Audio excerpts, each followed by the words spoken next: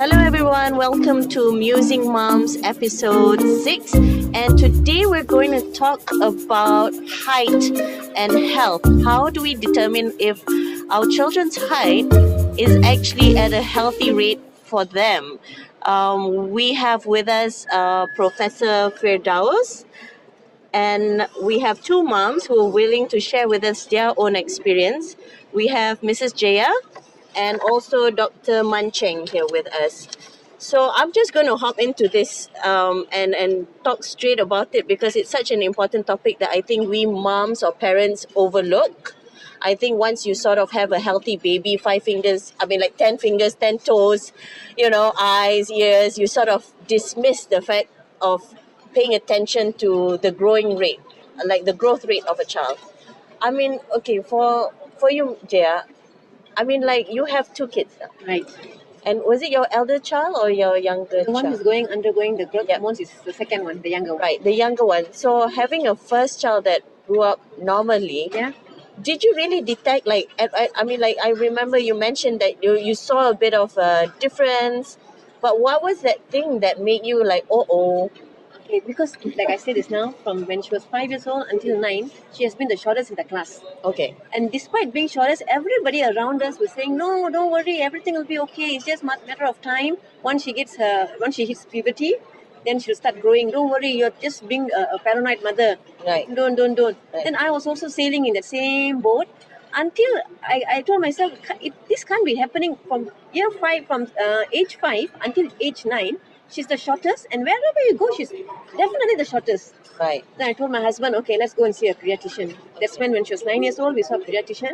And the pediatrician said, yes, she's actually short for her age. Okay. And her chart, the growth chart, is actually outside the chart. It's not within. She's not even average. Right. She's not even below average. She's extremely below average. Oh, okay. So then we told doctor, okay, what can we do? So the doctor told us, the pediatrician told us, let's monitor her for a year. Okay. So when monitored for a year until she was 10, her growth was very slow, still outside the chart and very slow. So it was very alarming. So the doctor said, no, this is a serious issue. You have to go and see an endocrine. Okay. And she referred us to Prof. Yazid. Right. So that 1 year, I'm sure that was a difficult 1 year for you to anticipate, just waiting 1 year to get a proper diagnosis, right? Right. Prof. Firdaus, how should parents actually react? I think for us, parents, sometimes we forget that our kids look at us for the sort of support and our reaction, will determine how they act. Right. Whether they end up being stressed out also, because I'm sure you're like, are you eating? In that year, you're probably like, eat properly. Correct. Sleep well. Sleep well. Go on the monkey bar. So what is the right reaction parents, even having to wait before you get a diagnosis? How should parents handle the situation? I think what Ms. Yeah. Jaya shared with us just now is a normal reaction. Okay, so from that reaction, okay, even though it is sound negative, but it's actually move us, it motivate us to actually to take action. Okay, so being surprised, okay, considerably acceptable anger actually motivate us to do something that we are concerned. Okay, so with that, so that is actually we can actually do further process. Okay, in order to things to resolve. Okay, because I believe that the reaction is actually will be changed, okay, after the first consultation with the doctors. Okay, I believe the good doctors will explain, okay, so what is the cause, what is the things that can what is the treatment available, okay, and then that is the thing that we can actually further process the emotion in order to go through the issues. Okay, because if those who are rational, parents who are rational, will comply to all the treatments, okay, with the hope that this is something that is difficult, is challenging, okay, but it's something that is for the benefits of the kids, rather than take it something that is different, okay, out of way of the normal reaction, like on denial, do nothing at all, okay, and perceive things are okay later on. and then actually give impact to more difficulties to the kids, especially when they go to school, especially when they finish school. Right.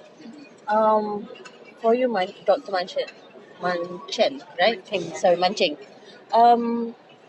You have three children, but two of them suffer from the SGA. SGA. Yes. So How are you handling that? I mean, from one child to another, as a mom, mm, how do you? I mean, of course, you've been educated once the second child yes, is yes, born. yes. I, I I take things one step at a time, so I'm not too frustrated, or I'm not panicking over it. Both children have very good self-esteem. They are good in their studies. They are doing. Otherwise, they are physically fine. It's just that their growth charts are all below the third centile. Um, I think I'm not too concerned over it, but I know that the younger girl who has SGA will probably need growth hormone later on. Yeah. Already, the brother is setting a good example by diligently injecting himself, and I think the younger sibling has seen it before, so she's probably getting used Yeah, to it. it's We're become a preparing norm her. for her. Yeah. Yeah. I don't make a big deal over it. Yeah. Yeah, just like the older son, I don't make a big deal over it. He just goes on his usual routine and schooling and everything. I don't give them special treatment. Right. Yeah, so it's basically just another normal household Yeah. lifestyle. Just in my- another like routine part of Yeah. the everyday. Yes, yes. So I don't make a big deal over it. Yeah. Do you worry that because the growth hormone will take some time to actually take effect, right? Yes. Do you worry about their psychological or being bullied or moods or things like that? Because they will end up going to school I mean, your son is Yes. obviously Yeah. in school. Yeah. So are you concerned about all that? No, because my son has very good coping mechanisms. He's not being bullied a lot or at all because his friends are quite tolerant. Um, he's very smart. He doesn't have any reaction if they say something bad. The younger girl is really, I have no problems with her. She is very feisty. She's very aggressive. Um, she asked me, she said, Mom, are you short? And she asked me, why are you so short? And Yeah. not looking at herself. Yeah. She's very confident. Yeah, I have no problem. So you've been such a great mom, obviously, for them to be so confident as well, Yeah. right? Yeah. Mrs. Jaya, for you, was there any, like, because you said that was 5 to 9 years old, Right. where you didn't see a growth? Yeah. Were there any sort of issues, whether it was emotional moods for your daughter when she was going through those stages? No, not at all. Because everybody's advising me there's nothing wrong. It's just a matter of time. Once she hits puberty, everything will be okay. Don't be paranoid. Don't talk too much. Don't think too much. They just pushed Yeah. everything away under the carpet. So she didn't feel any. No, she did not feel it all. Surprisingly, no. She was normal, but her eating habits were very bad. Right. She just eats a little. Yeah. And then chicken also sometimes can't finish one chicken. Yeah. She eats half, very bad. And then what she drinks a lot is milk. Right. And you would think that milk was like, build bones, stronger bones and all that, right? It's like, okay, she's not having a proper meal, Just give milk. I do that also. So, Prof, is that betul ke tak tu? Kita buat macam tu. Kalau not, Dr. Mancheng? I think the formula milk has a lot of nutrients. But is it the right thing for us parents that, okay, she's not eating rice, push milk? We can do that, especially those who, you pushed as much as you can to have solid food, Yeah. and they can't take it. Their stomach is just built for a small quantity. You can't do much about that. But if they love milk, you can push for nutrition through milk. Yeah. Okay. Maybe I can add a bit.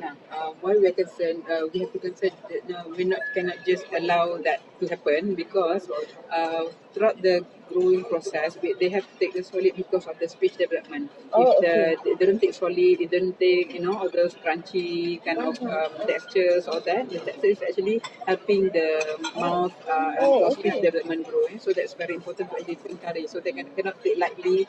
They just make as they have enough nutrition. Okay. Oh, okay. Oh, that's something new I learned also. I never thought of that also.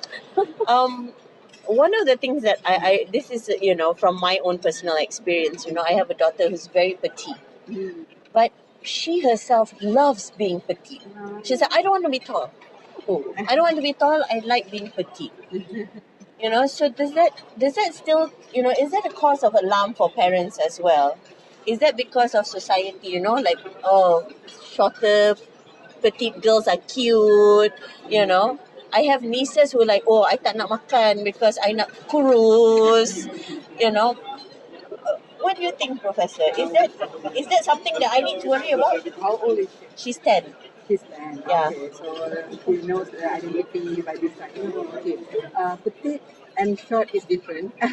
Short is different. Weight and height is different. Okay, so that's the thing that you've got to concern. If it's a normal weight, BMI, or that, should be okay and encouraged. Okay, if it is healthy, balanced diet, physical activities, or that is balanced, healthy, should be no worries. But then, if petite, I purposely don't want to eat because I want to thin. That is a wrong understanding. I want to stay petite because people call me cute. It's a wrong understanding. I don't want to eat because I don't want to be tall. I want to stay like this. It's a wrong definition. Okay, so that's the thing that you got to explore more because maybe she actually see people who actually taller, but then been attention to the teachers, like those who are tall always have to do something. Those who are tall have to be responsible. Stay under the radar, right? Because I can give example. My daughter is the tallest in the class. So when there is new girl actually came to the class, she was being warned by the teachers. Sarah, don't bully the new student. Okay. So she was she's not happy that she's the tallest in the class. So that is the thing. Always have what is actually their understanding. Always ask about what they feel about all this. Because sometimes their perception actually derive from what they see around. There's something I want to share here which I did not share inside because there was a crowd.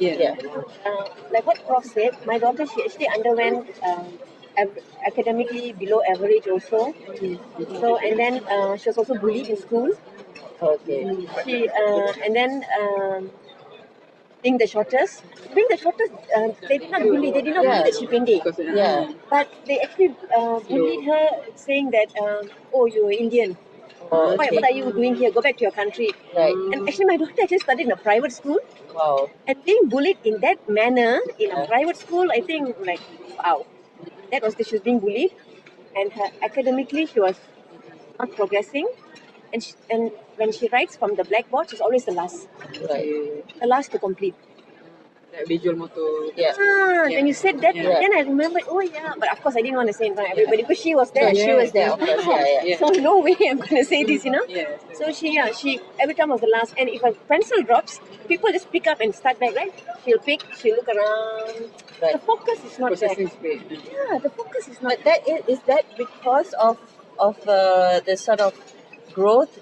I don't know. So by hearing the what Prof said today, I believe so. So that is part of the cognitive ability actually. So and it's not just academic, but for all your function as well. All the teachers during the Senate 1 to Senate 3, everybody said focus. She's the last to complete whatever's in the blackboard. And lack of focus is the main thing. And she was also diagnosed for iron deficiency. Right. Make it worse. Right. To make it worse, she was iron deficiency. And now she's on iron tablet. That's why I'm saying every problem is a solution. Yeah. I'm actually a broken person when you first you say you got growth hormone deficiency, iron deficiency. Come on, how much only have to take? But eventually I'm glad that it's not fatal. Yeah. She's still going to be a normal child. She's still alive. I thank God for that. She can think. She can do. Even though she's lacking in the studies, but what else I can do? I motivate her. I give her tuition. ask one question? Yeah, sure. Of course. This is what we're all about. We are Yes. discussing. Yeah. What is there any expectation from parents about their academic performance? Okay. Initially, as all parents, it's okay to study hard. You have to have a goal. Yes, After Rota. seeing her, my husband and I came to a conclusion. Whatever she produced, that's the best. We believe that's the best because once you're iron deficiency, you cannot concentrate. There is no focus. Okay. So for me to go beyond what she's, it's not right. Her kepala, her brain is only this much. And if I want to do, I'll get depressed. I'll go through depression. And I can't perform in my work. And I have another daughter. Yeah. So I have to look into other things. So I told myself, whatever is it, but I'll do my best. Doesn't mean she's iron deficiency and she got GHD, the growth deficiency. I just sit and just lepak. No, I do my part. I teach her. But when it comes to teaching also, sometimes you know how parents, they can't teach the children. Yeah. Parents, why is that? That's another topic. Why parents cannot? That's a totally different topic. Why we parents cannot teach our kids? If there's a knife there, just stick up myself. You know, it's that extent. I'm like, okay, but I'm very patient, so I teach her. I tell her everything. Then I also get a tutor, home tutor. I come, teach, and then even the home teacher tells me that she's not very focused. Yeah. Anything happens, she sees there, and then by the time she comes back, it's like normal child. They see, and then they come back and they do that. It's like she see it, then coming back here. I've got this from response from all the teachers, so I know that my daughter is not. She is normal, but there's something to look at, lah. There's something to look at. So when you already know your child is like that, how can you belajar, become number one? Then you put so much pressure, and then you. But now I realize, I don't know whether it's after the growth hormones jab or what, I don't know. Now her studies a little bit better. I won't say here, but from here, it's got a little bit better. Okay. And I can see now she's more bold. She wants to take charge and she wants to do certain things. Oh yeah, anyway, my daughter, she's very bossy. That's why nobody likes her. She's a bit bossy. And in the class, she goes, okay, you do this, you do that. People all menyampah. That's good. At least people don't see the physical. So her self-esteem is there. Yeah. Then she come and tell me, oh, I don't have friends. Look at Akka, she got friends. The friends come over, sleep over in our house. I don't have any friends. Nobody wants to come and sleep over. I go like, oh my God. I said, no, it's okay. That takes time, I think. Yeah, hopefully. Yeah. That takes That is time. the thing that I mentioned just now. They do something that is over. Yeah. Okay, so people they see that annoying, very annoying, very missing, very, But then this is actually how they cope. Because they want to be up to the standard. So they're not looking so much at their height, but they realize that they have to overcompensate and being bossy. In a way, it's leadership skills that she's picking up. And also when her other friend's birthday, she'll organize. She'll tell me, okay, Mom, buy a cake. I will get my friends to chip in, everything. First we buy first. Wow. She makes surprise. Then she's going to be a great event planner, so don't worry about it. Yeah, seriously, sometimes their destiny is meant to be something totally different. Possible. So, she'll probably be like a brilliant wedding planner or events planner. But then she'll come and ask me, I do for everybody, why nobody does for me?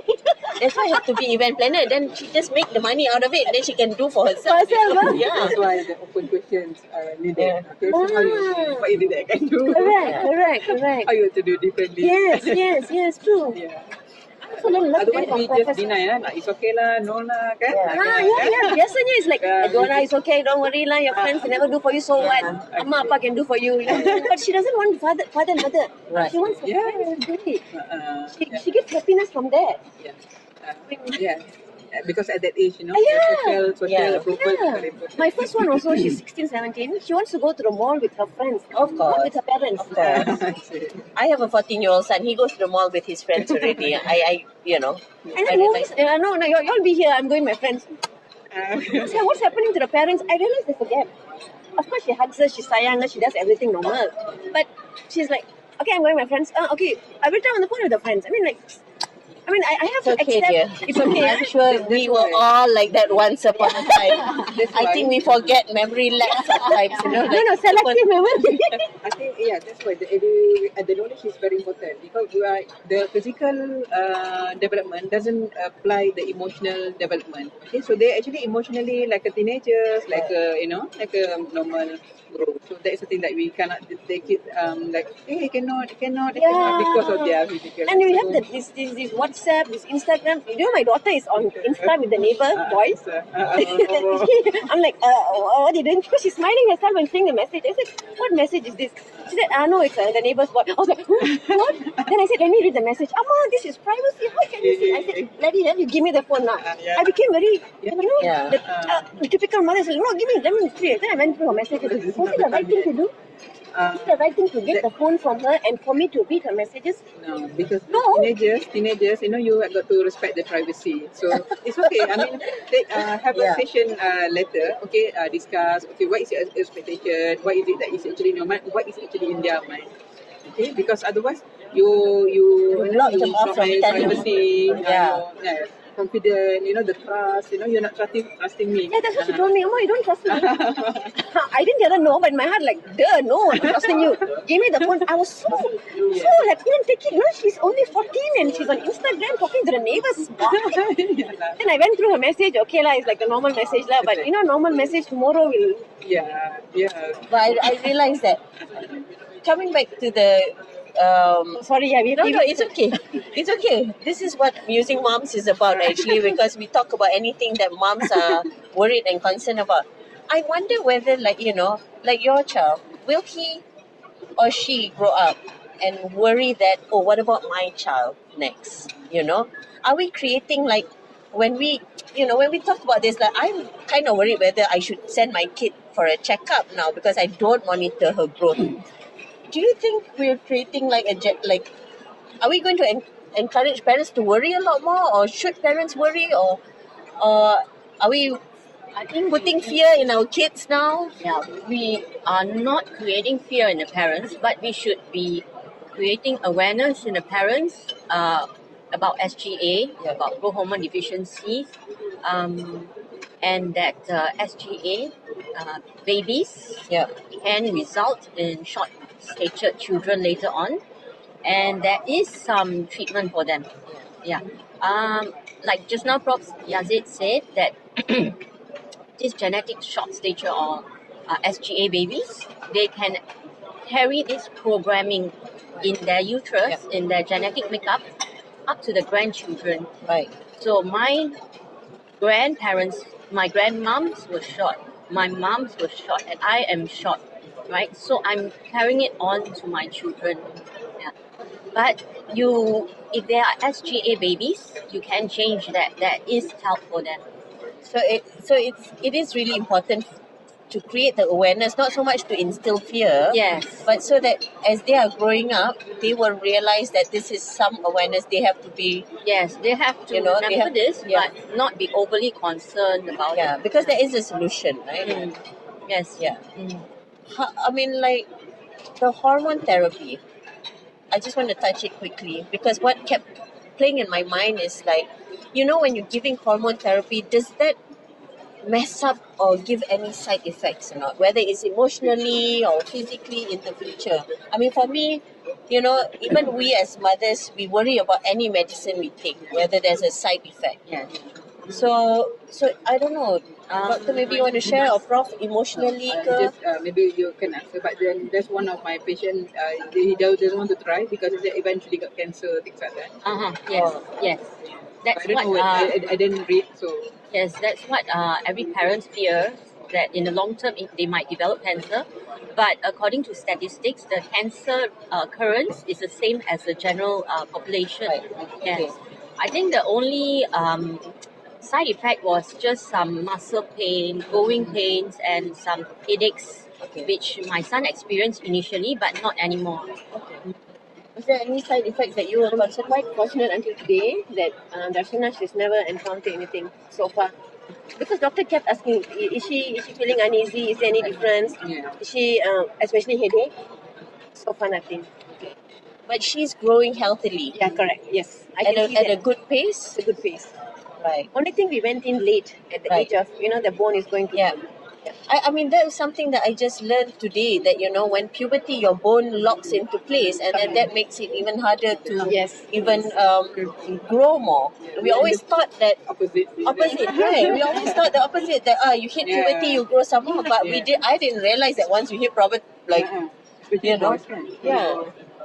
So, okay, thank you so much, ladies, for sharing with me. Thank you so much, Prof. Jeyamany Cheng. Thanks for joining me. I mean, there's so much more we can talk about. Yeah. Well, I wish the best for both you so much. you moms. Yeah. I think you're doing a great job. Thank you, Prof, for sharing. I learned so much today. So did I. Yeah. Thank you. Okay, thank you.